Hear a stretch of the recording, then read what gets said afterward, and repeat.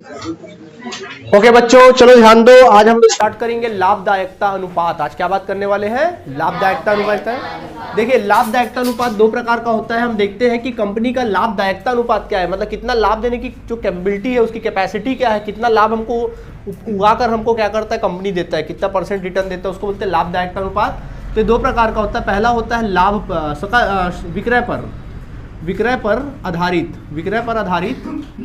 विक्रय पर आधारित लाभदायकता अनुपात। विक्रय पर आधारित लाभदायकता अनुपात निकालेंगे।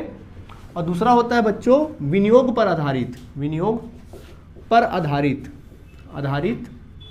लाभदायकता अनुपात। विनियोग पर आधारित लाभदायकता अनुपात, ठीक है, विनियोग पर आधारित लाभदायकता अनुपात। तो पहला क्या होता है आपका विक्रय पर आधारित और दूसरा विनियोग पर आधारित लाभदायकता अनुपात, ठीक है। तो देखिए, विनियोग पर आधारित लाभदायकता, विक्रय पर आधारित लाभदायकता अनुपात, अपन कुछ लाभदायकता अनुपात की बात करते हैं। चलो उसकी बात तो बाद ही में करेंगे। पहला अपन सकल लाभ अनुपात होता है, एक होता है सकल लाभ अनुपात, दूसरा होता है शुद्ध लाभ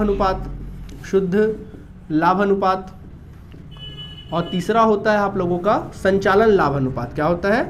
संचालन लाभ अनुपात, ठीक है। तो सबसे पहले बच्चों हम लोग बात करने वाले हैं सकल लाभ अनुपात की। तो सकल लाभ अनुपात कैसे निकाला जाता है? सकल लाभ अनुपात का फॉर्मूला होता है सकल लाभ अनुपात बराबर सकल लाभ गुणित 100 बटे शुद्ध विक्रय बटे क्या कर लेंगे? शुद्ध विक्रय। विक्रय पर आधारित लाभ अनुपात है, ठीक है। वैसे ही दूसरा होता है शुद्ध लाभ अनुपात। क्या होता है दूसरा? शुद्ध लाभ अनुपात। तो शुद्ध लाभ अनुपात अगर आपको निकालना तो फॉर्मूला होता है शुद्ध लाभ निकाल लो व्यापार का, गुणित 100 बटे क्या कर लो? शुद्ध विक्रय। तो शुद्ध लाभ अनुपात आ जाएगा। और अंत में हम लोग बात करेंगे संचालन लाभ अनुपात की। तो संचालन लाभ अनुपात बराबर, गैस करो क्या फॉर्मूला हो सकता है आपके हिसाब से? संचालन लाभ गुणित 100 बटे शुद्ध विक्रय। आया बात समझ में कि नहीं आया? तो इन तरीकों से आप क्या कर सकते हो? वैल्यू निकाल सकते हो। क्लियर है? नोट करिए, फिर हम क्वेश्चन करेंगे। देखिए बच्चों, अब आपके सामने एक क्वेश्चन है। निम्न आंकड़ों से कहता है सकल लाभ अनुपात की गणना कीजिए। किसकी गणना कीजिए? सकल लाभ अनुपात की। शुद्ध विक्रय दिया है 8 लाख का, जबकि 8 लाख का शुद्ध विक्रय 13-14 वाले साल का दिया, और बेचे के माल की लागत 6 लाख दिया है, जबकि 14-15 का 10 लाख और कितना दिया? 6 लाख। तो दोनों साल का आपको अलग अलग बनाना है। 13-14 का अलग बनाना है, 14-15 का अलग बनाना है आप लोगों को, ठीक है। तो देखिए, अब हम लोग सॉल्व करेंगे। तो पहले 13-14 का मैं बना के दिखाता हूँ, ठीक है। चलो 13-14 का तो बोलो क्या निकालने बोला? सकल लाभ अनुपात बोला। तो जो बोला उसको पहले फॉर्मूला लिखो। बोलो सकल लाभ अनुपात का फॉर्मूला क्या होता है? सकल लाभ अनुपात बराबर बोलिए सकल लाभ बटे शुद्ध विक्रय गुणित 100। यही होता है कि नहीं होता है? सिखाया ना यही वाला, बटा 100 नहीं, बटे में नहीं था, सकल लाभ क्या? सकल लाभ गुणित 100 बटे क्या? शुद्ध विक्रय, यही ना था? तो क्वेश्चन में देखो क्या सकल लाभ दिया है? नहीं दिया है। तो सकल लाभ कैसे निकालोगे? इधर देखो सकल लाभ कैसे निकालोगे। आपके क्वेश्चन में विक्रय दिया है और लागत दिया है। देख लो भाई, विक्रय दिया और क्या दिया है? लागत। तो अगर अपन शुद्ध विक्रय में से बेचे गए माल की लागत को अलग कर दे, यानी बेचे गए माल की लागत को अगर बच्चों अलग कर दिया जाए तो क्या आ जाएगा? शुद्ध सकल लाभ आ जाएगा। तो बोलो शुद्ध विक्रय कितना? 8 लाख। बेचे गए माल की लागत कितना? 6 लाख। घटा दो कितना आ गया? 2 लाख आ गया। 2 लाख आपका सकल लाभ। तो अपन फॉर्मूले पुट कर सकते हैं।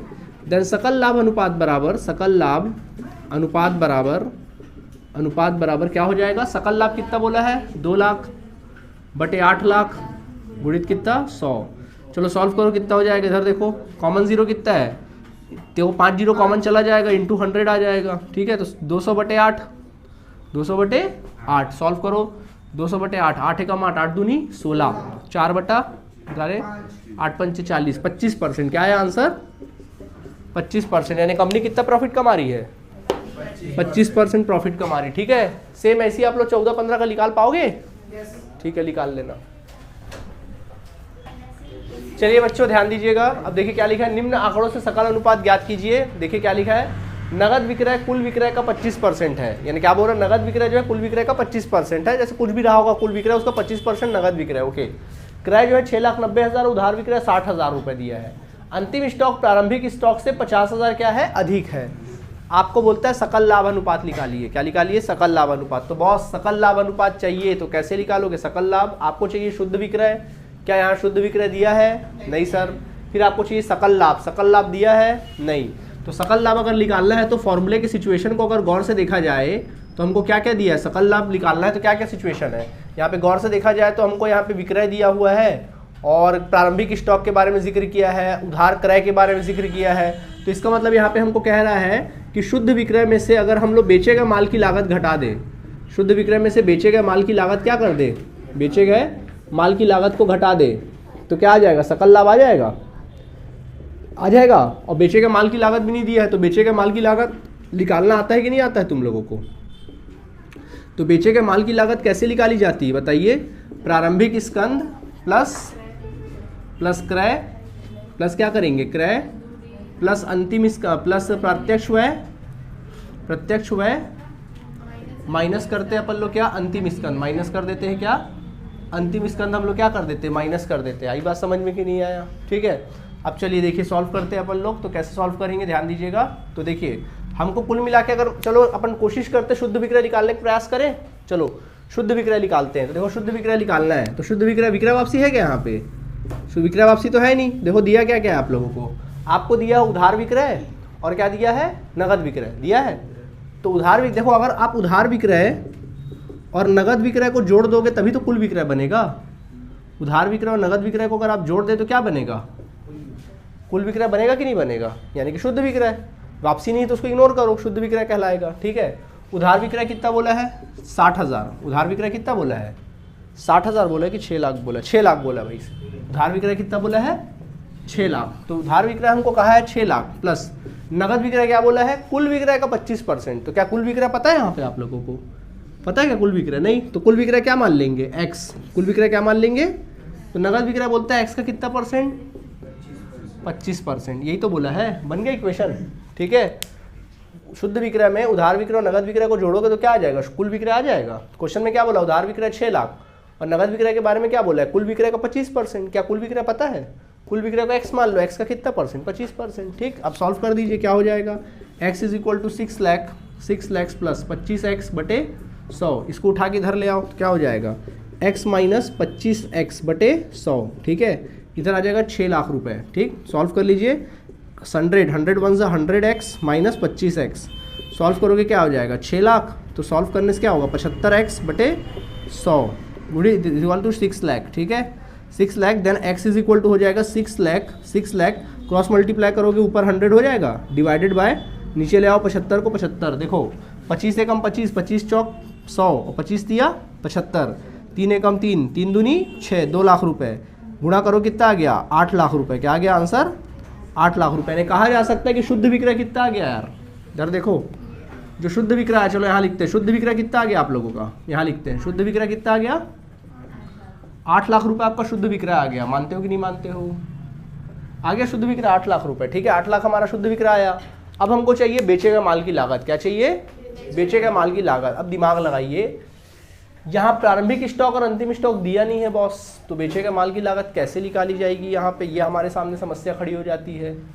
तो प्रारंभिक स्टॉक अंतिम स्टॉक से 50,000 अधिक है कहता है, तो बात करना पड़ेगा अपने को।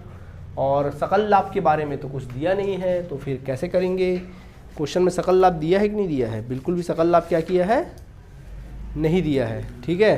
तो देखिए ओके, तो समझते हैं इसमें प्रारंभिक स्टॉक अंतिम स्टॉक से। चलो ओके ठीक है। चलिए अपन बात करते हैं। पहले अपन निकालेंगे बेचे गए माल की लागत। तो बोलो बेचे गए माल की लागत का फॉर्मूला क्या होता है बताइए? बेचे गए माल की लागत बराबर क्या होगा? प्रारंभिक स्कंध प्लस क्रय प्लस प्रत्यक्ष व्यय। प्रत्यक्ष व्यय तो है नहीं तो उसको इग्नोर करो। है क्या प्रत्यक्ष व्यय? तो इग्नोर करो, सीधा लिखो माइनस अंतिम स्कंध। क्या लिखोगे? माइनस अंतिम स्कंध। तो देखो ओके, बेचे गए माल की लागत दी नहीं है। प्रारंभिक स्कंध दिया है क्या? नहीं सर नहीं दिया, तो उसको छोड़ दो। क्रय दिया है ना 6,90,000 दिया, 6,90,000। अब क्वेश्चन में क्या बोला सुनो। क्वेश्चन देखो गौर से देखा जाए तो प्रारंभिक स्कंध माइनस अंतिम स्कंध, यानी यहाँ पे प्रारंभिक स्कंध और अंतिम स्कंध का अंतर ही होता है। प्रारंभिक स्कंध और अंतिम स्कंध को जो घटा के लिखेंगे वही तो यहाँ लिखाएगा। तो अब दिमाग लगाओ, क्या बोल रहा है? अंतिम स्टॉक प्रारंभिक स्टॉक से 50,000 अधिक है, मतलब अंतिम स्टॉक प्रारंभिक स्टॉक से अधिक है। 50,000 क्या है? ज़्यादा है। यानी अंतिम स्टॉक ज्यादा रहा होगा, यानी 50,000 ज्यादा बोल रहा, मतलब अंतिम स्टॉक यहाँ ज्यादा है। अंतिम स्टॉक क्या है? ज्यादा है। तो आंसर प्लस में आया होगा कि माइनस में आया होगा?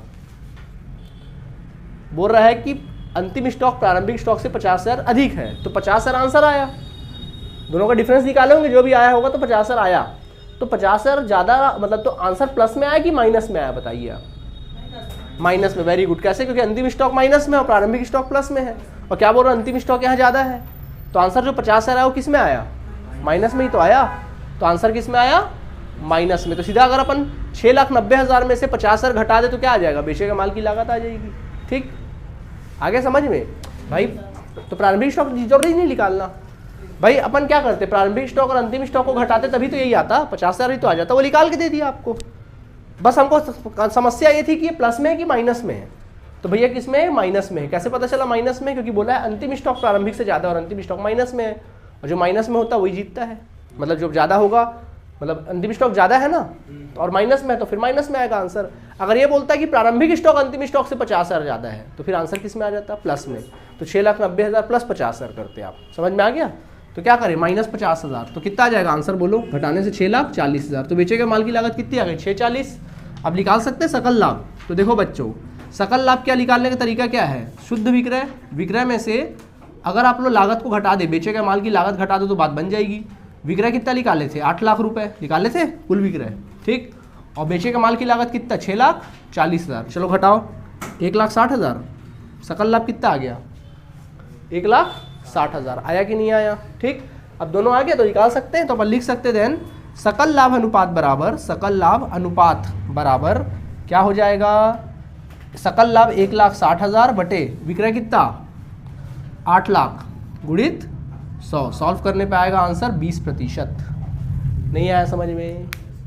है मजेदार? नोट करो। ओके बच्चों, सकल लाभ अनुपात हमारा कंप्लीट। अब बारी आती है किसकी? सकल शुद्ध लाभ अनुपात। तो बोलो शुद्ध लाभ अनुपात का फॉर्मूला क्या होता है?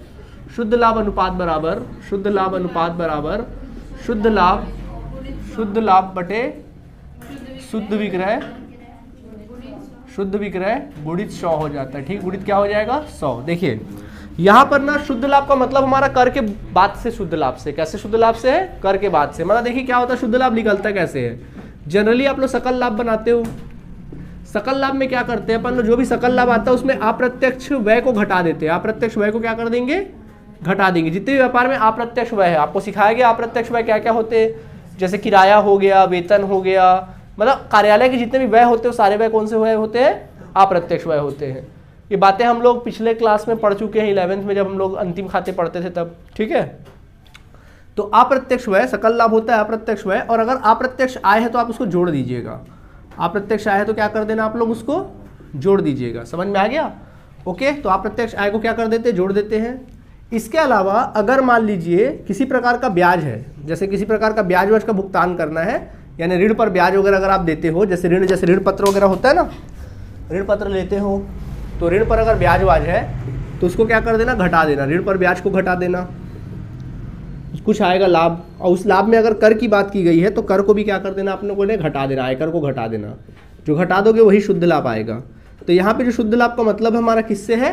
इसी शुद्ध लाभ से मतलब है। यहाँ पे समझ में आ गया कि नहीं आ गया? ये शुद्ध लाभ से मतलब है। तो खैर, तो ये होता है तुम्हारा क्या? शुद्ध लाभ। अब जो क्वेश्चन करेंगे तो सारी बातें क्लियर हो जाएंगी। ठीक है, नोट करिए जल्दी से। चलिए बच्चे देखिए, निम्न सूचनाओं से शुद्ध लाभ अनुपात आप लोग क्या करना है? निकालना है आपको। देखो पहला ए दिया है, इसमें विक्रय दे दिया, शुद्ध विक्रय दे दिया 6 लाख और शुद्ध लाभ दे दिया 84,000। तो ये तो मैं समझता हूँ आपसे बन जाएगा, तो इसको मैं चर्चा नहीं करूंगा, मैं बी से बताता हूँ आप लोगों को। देखिए बी में क्या लिखा है? विक्रय दिया है 8 लाख रुपए, शुद्ध लाभ दिया है कर के पूर्व 1,60,000। हमको यहाँ पे शुद्ध लाभ से मतलब किससे होता है? कर के बाद से होता है। और कितना दिया? कर की दर 50%। तो बनाना चालू करें। तो देखिए शुद्ध लाभ अनुपात निकालने बोला इस क्वेश्चन में, तो शुद्ध लाभ अनुपात का फॉर्मूला क्या होगा बताइए? शुद्ध लाभ गुणित 100 बटे विक्रय, शुद्ध विक्रय गुणित 100। तो देखो बच्चों, शुद्ध लाभ लिखना है, शुद्ध लाभ निकालना है। तो देखो अपने पास शुद्ध लाभ क्वेश्चन में कौन सा दिया है? कर के पूर्व। क्या दिया है? कर के पूर्व। मतलब ये ऐसा शुद्ध लाभ है जिसमें कर अभी घटा नहीं है। कितना दिया? 1,60,000। तो कर यहाँ पे शुद्ध लाभ किससे मतलब होता है? कर के बाद वाले से मतलब होता है। तो कर को घटाना पड़ेगा। कितना कर है बताइए? कर की दर कितनी है? बोलो बोलो। 50%, तो कितने का? 1,60,000 का। 1,60,000 का 50% निकाल दीजिएगा, कितना आ जाएगा? 80,000। चलिए घटाइए, कितना आ गया? 80,000 आ गया। तो ये तुम्हारा आ गया, तुम्हारा क्या आ गया? ये तुम्हारा शुद्ध लाभ एक प्रकार से क्या आ गया तुम्हारा? 80,000 आया, और ये कहलाएगा कर के शुद्ध लाभ आया, और कर के बाद का आया शुद्ध लाभ। शुद्ध लाभ कर के बाद, शुद्ध लाभ कर के बाद, कर के बाद का शुद्ध लाभ क्या हो गया? निकल आया। कोई परेशानी? ठीक। अब आगे बढ़ते हैं अपन लोग। अब हो गया अपना शुद्ध लाभ, तो अपन लिख सकते हैं शुद्ध लाभ अनुपात बराबर विक्रय, तो अपन को निकाल ही के दे दिया था। तो शुद्ध लाभ अनुपात बराबर, शुद्ध लाभ अनुपात बराबर, फॉर्मूला क्या होता है? शुद्ध लाभ। तो शुद्ध लाभ कितना आया? 80,000 बटे, और कुल विक्रय कितना है? 8 लाख। ठीक है, गुणित 100, कितना आ जाएगा answer? 10%। This is your answer. Clear है आप सभी को? ठीक। अब बच्चों अगला बात आता है, तो हमने बी बनाया, अब आता है सी का। चलो सी बनाएंगे अपन। सी में देखिए क्या लिखा है? नगद विक्रय 2.5 लाख, उधार विक्रय कुल विक्रय का 75% है, ऐसा कहता है। सकल लाभ अनुपात 20% और अप्रत्यक्ष व्यय 40,000 है।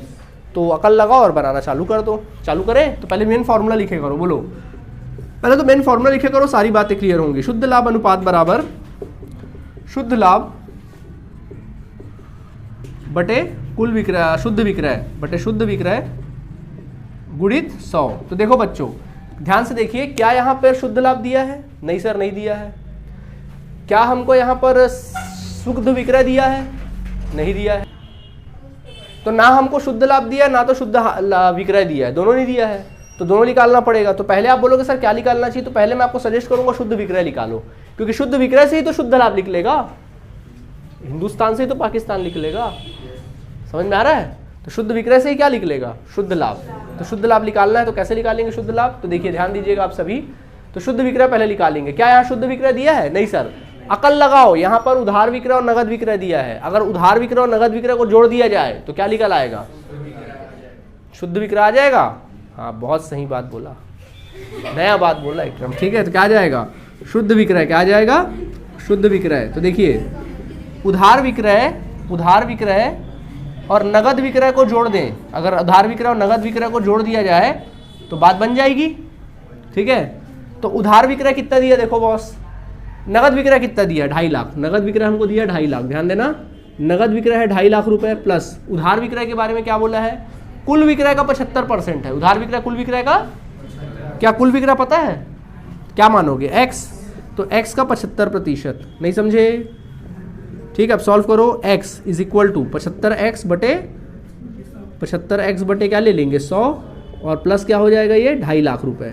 ठीक है, सॉल्व करिएगा। x माइनस 75x बटे 100 इज इक्वल टू कितना आ गया? 2.5 लाख रुपए। आगे समझ में? 2.5 लाख। सॉल्व करेंगे अपन लोग, ध्यान देना इधर। तो सॉल्व कर लीजिए, क्या हो जाएगा? 100 एलसीएम निकालोगे 100, तो 100 एकम 100x minus 75x is equal to कितना? 2.5 लाख रुपए। ठीक है, सॉल्व करना। 25x बटे 100 इज इक्वल टू 2.5 लाख रुपए। देन x का वैल्यू चाहिए तो क्या होगा?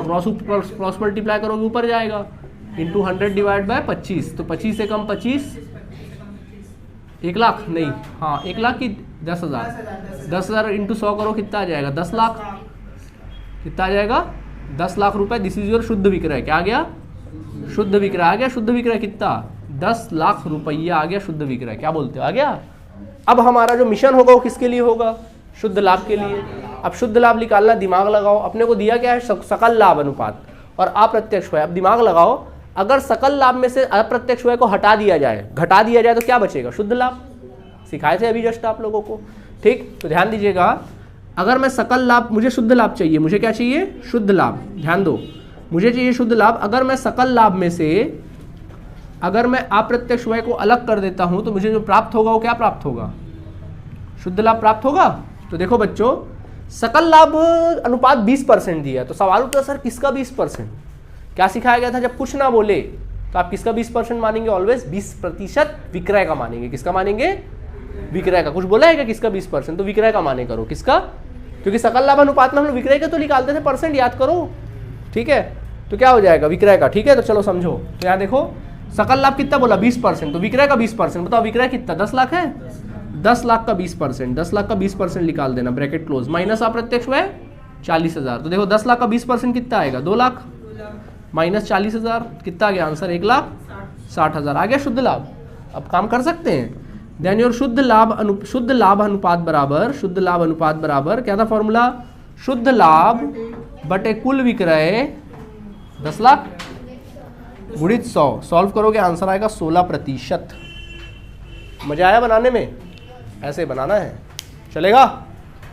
तो आज हमने क्या देखा, सकल लाभ अनुपात और शुद्ध लाभ अनुपात। कल क्या देखेंगे, शुद्ध संचालन लाभ और संचालन व्यय। ओके, चलिए धन्यवाद बच्चों।